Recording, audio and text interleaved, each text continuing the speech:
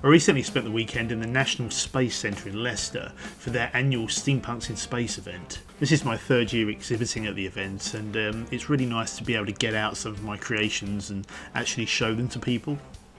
As I was unpacking, it sort of dawned on me how much stuff I'd actually created. As I said, this is my third year, and I actually had many more sculptures than I actually realised I had. So it's nice to get them out, take them on the road and actually show people, because they spend most of their time sitting in a cupboard at home.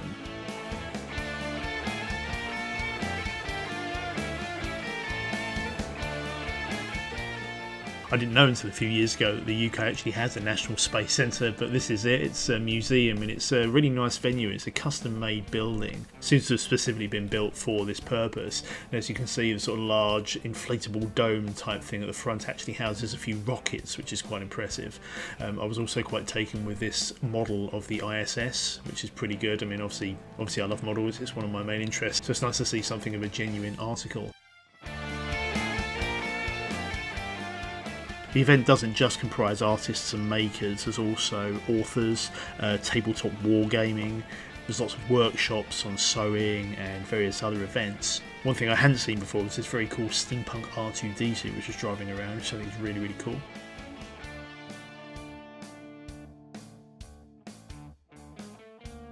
And of course one of the main attractions for any steampunk event is the people themselves, seeing the costumes that people have created.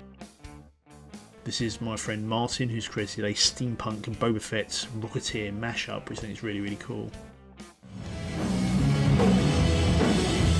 There was also music on Saturday nights, and the headliners were The Men That Will Not Be Blamed For Nothing, who are the UK's largest steampunk band. So if you like a mix of punk metal and steampunk craziness, give them a listen.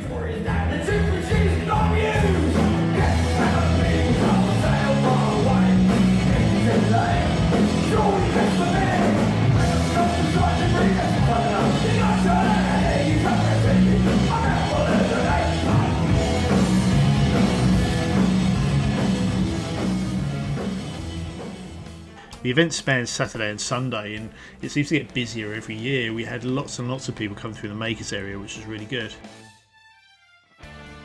I had more than a few people ask me if some of the sculptures were for sale, and they weren't. I had intended to create some pieces for sale, maybe some steampunk goggles and various other costume pieces, but as I've been working on the Tywin Lannister sculpture in the last month or so, I just simply hadn't had time to create anything.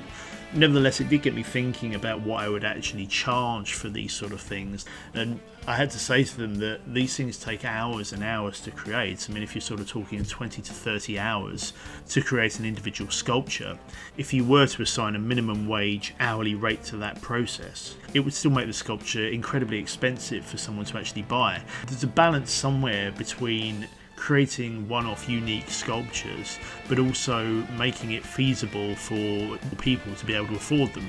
And I spoke to quite a few people about this point, including some people who'd made items themselves that people wanted to buy. I've made a previous video series about making a creature bust, which you can see here, and this is based on a previous sculpture that I had with me. So that was my first intention, to actually create some busts that I could sell. I'm still in the process of moving house, so I don't currently have access to the mould or really anywhere to work.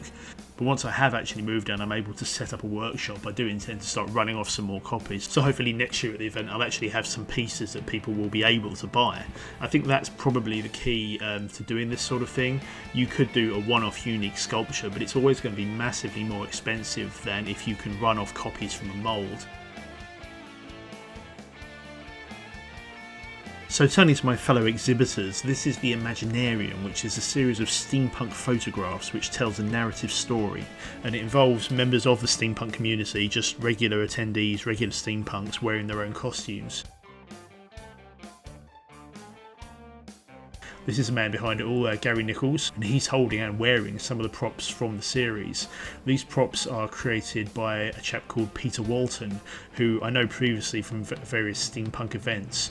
Gary's holding the Necessity, I think I'm pronouncing it correctly there, which is a key element from the story. And this is quite an amazing piece which Peter's made. It's made from, I think some of the elements are forks, like those little hand things. I think he told me they were forks. Other parts of it is laser cut steel. sail. It's really quite an incredible piece.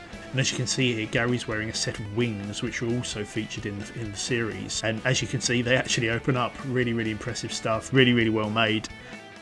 I actually saw these the first year I went to the Asylum, which is a steampunk festival in Lincoln, and there's some photos of that here. This version of the wings actually has a smoke or a steam engine in it, I suppose you'd call it, so when the wings open it emits a puff of steam, which is really impressive.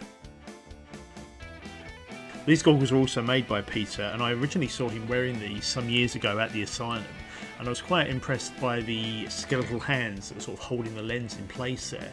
I got talking and I asked him how he'd done that, and he said, "Oh, I just soldered some brass rods together." I hadn't previously heard of this. I said, "Oh, you can solder brass?" And he said, "Yeah."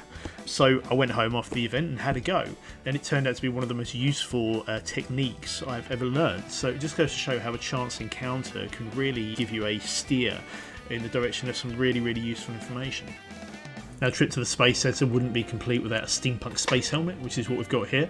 This is one of Herr Doctor's pieces, and I think I remember him telling me it's made out of a plant pot and various other bits, but very impressive piece nonetheless.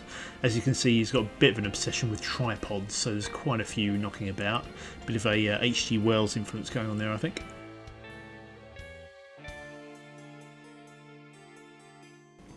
I really like this one. It's intended to be a tripod that's been reverse engineered by humans. So this is a earthbound version of a Martian tripod. It's all made out of plastic champagne glasses, more or less, and you can see that in the half finished version on the side there. Really impressive stuff, made from very simple materials. These are some pieces from Adrian from artypistonbroke.com.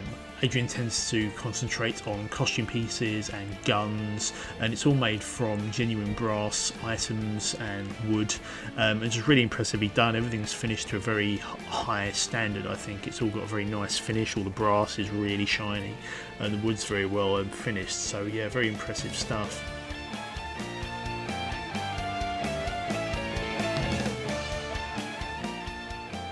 And finally, I couldn't resist putting on the mask and wandering about the Space Centre.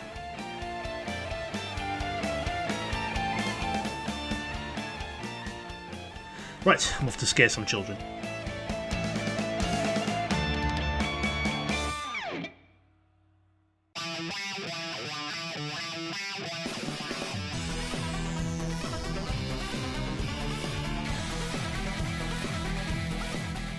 So thanks very much for watching. I'll be posting more videos on future projects, so please do subscribe if you'd like to keep up with what's going on. You can also find out more on my website, which is www.thedarkpower.com, or you can follow me on my Facebook page. Just search for The Dark Power.